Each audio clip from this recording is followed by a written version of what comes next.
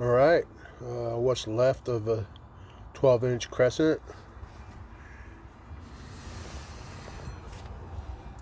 Tried to find some parts for it, but struck out. So I'm thinking about maybe making some kind of tomahawk or something with it.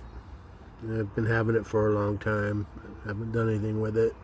It's a nice hunk of steel. It's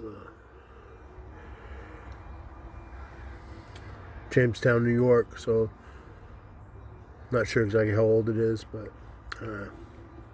has the raised lettering, so that's older than